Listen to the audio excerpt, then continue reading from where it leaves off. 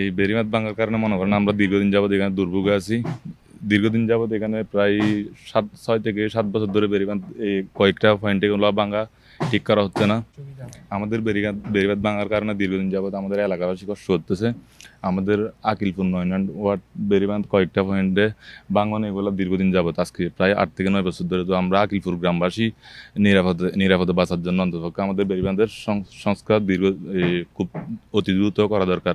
সাগরে যখন পানি বেড়ে যায় তখন আমাদের এই গ্রামের মধ্যে ঘর বাড়িতে পানি ঢুকে যায়, তাই এই জন্য আমরা অনেক কষ্ট করি পানিতে। পানি ঢোকার কারণে অনেক কষ্ট হয়। তো এটা যদি ঠিক করে দেয় আমাদের অনেক উপকার ভালো হবে।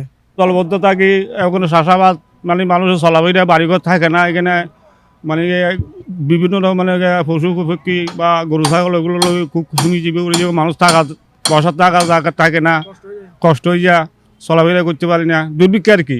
জীবনটা একটা নির্মল হোক, আমরা সুখে শান্তি বসবাস করতে পারি, এটা চাই আমরা। হাঁটু পরিমাণ করে পানি চলে যায় যখন মানে কি হয় পানি আসে বন্যার মতো করে।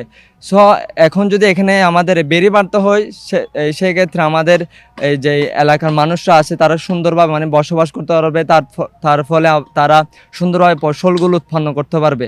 আসলে আমি অন্তর্বর্তী সরকারের কাছে এই অনুরোধটা করব যে এখানে যদি বেড়িবাঁধটা নির্মাণ করা হয় তাহলে এখানের মানুষের জন্য এটা সুবিধা হবে এবং যারা পর্যটক আসে ওনারাও এখানে সুন্দরভাবে চলাফেরা করতে পারবে।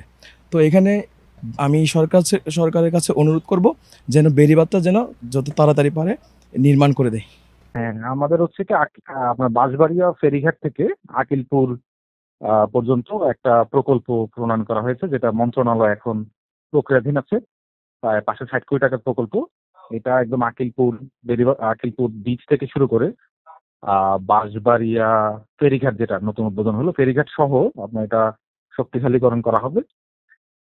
তো প্রকল্পটা যদি গভর্নমেন্ট অনুমোদন করে, যেটা প্রক্রিয়াধীন আছে, অনুমোদন হলে কাজ শুরু হবে আর কি।